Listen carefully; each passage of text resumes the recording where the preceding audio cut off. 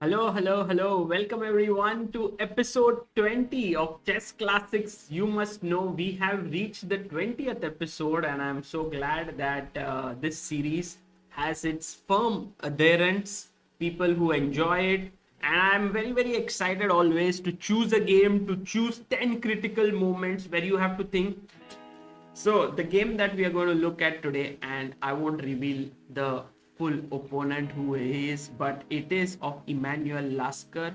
Lasker is well known in the chess world for his very, very psychological style of play. He would see his opponent, oh, this guy is an aggressive player.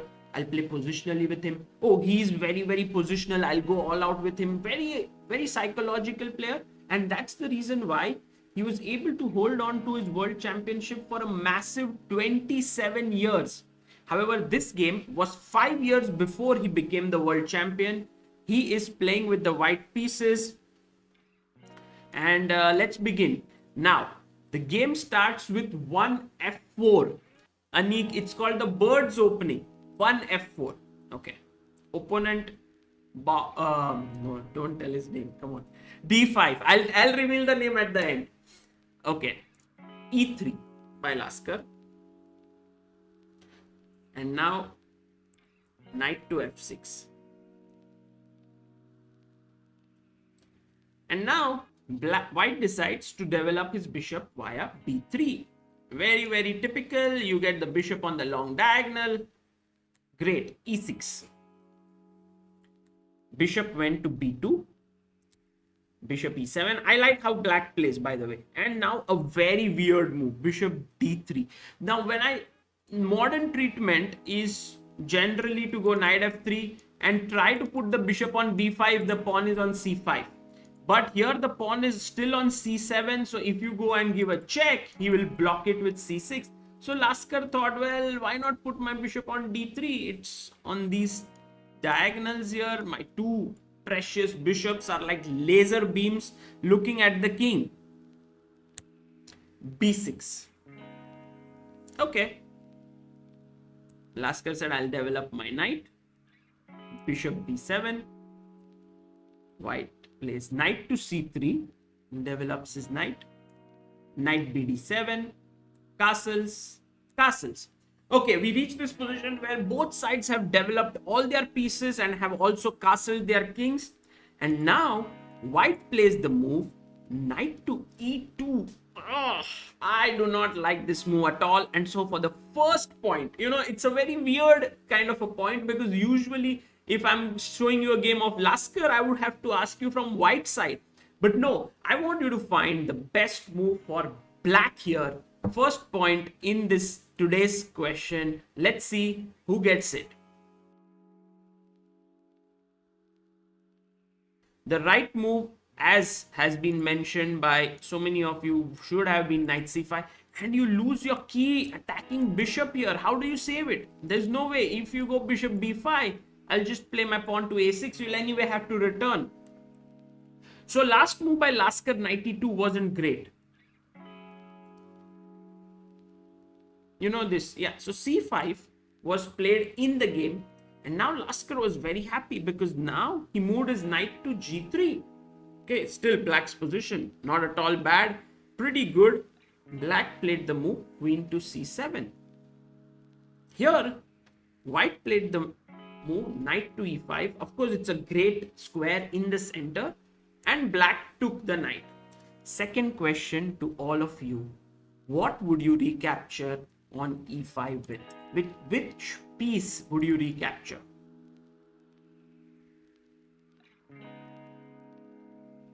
The right move is f takes e5 in this position, and that is the reason why it's not so simple, guys. The thing is, you get huge amount of space on the king side because of this pawn. Your queen is ready to jump to g4. He took with the bishop here, and now bishop d6 here was not something that was very nice. He didn't like it because after takes, it just breaks the entire structure. The easiest way to finish him off is check, go here, attack this pawn.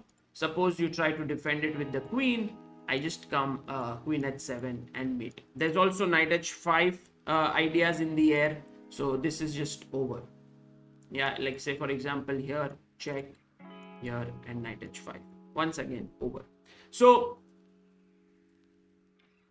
bishop d6 is not possible. He went queen c6. Very, very smart move. He wants to play d4 and checkmate you on the g2 point. Okay, that is his idea. So Laskar said, okay, I will play my queen to e2. Although I would have preferred him to do something else in that position. But I won't reveal it. I mean, it's not a big difference. This was not required. He could have defended it with rook f2 later when d4 would have come. But okay, queen e2, not bad. We are slowly coming to an important position. a6 was played. Maybe he thought bishop b5 was Laskar's idea, but Laskar was not thinking about queen side. He was just trained to look at the king side. Third point now, what should white play?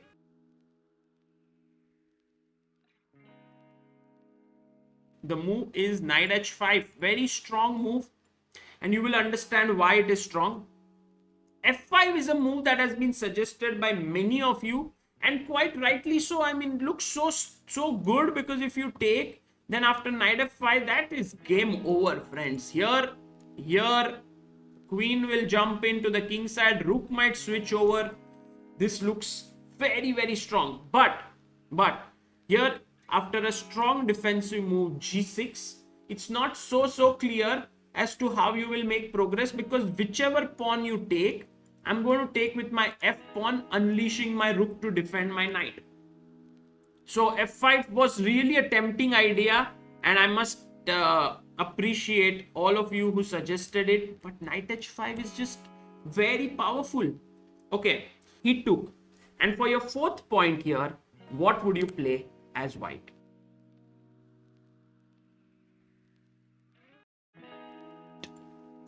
See, if you take back here, then after f5, this is equal. Your bishop is blocked. You have no real attacking chances. I can defend with rook f7. All is well. But in comes the first bishop sacrifice. Bishop takes h7. Okay. Black said, well, Laskar, you sacrificed your bishop. I must take it. Laskar says, check to your king. King g8. Time for the fifth point. White to play. What do you do here?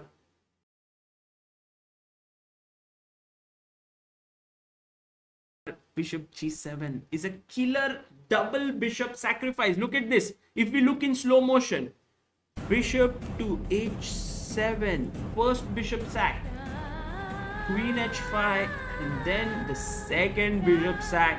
And the thing is, you're going to bring in your pieces. But now he takes. And now for your 1, 2, sixth point. What do you play here as white?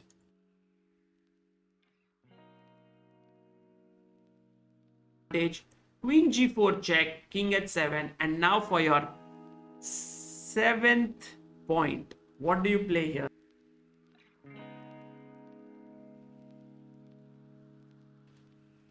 The right move is rook f3. Well done, all of you who found this move. And now rook h3 is a mate coming up. But Power said e5. Look, my queen can still jump in. Laskar said, okay, check. Queen here takes. And the final move is very important. Ninth point, guys, for you. Sorry, this is still the eighth point. Eighth point, white to play. What would you play here? Eighth point.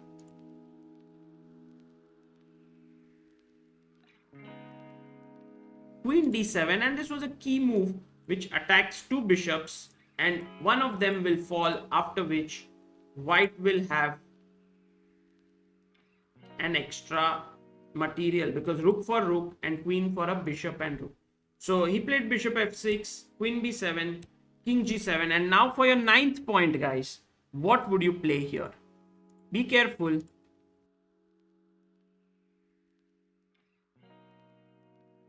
Rook f1, bringing in all your pieces into the game, is the correct move. Well done. Okay. And okay, get it. Well done, all of you who have mentioned rook f1, because that's the right technique. You can take on here, you can take here. He played rook a b8, queen d7. Lasker wants to go for the king. Fe. And if you take here, well, there are many ways to finish him off. Queen f5 is the fastest, threatening a mate, and e5. If you play f6, there is queen takes e5. So that does not work. And so bishop g7, e6, rook b7, queen g6, f6. And now for the final point in today's class, white to play and win.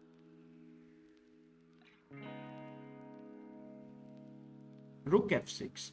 And I hope you calculated that after takes, king g8 means you lose the rook.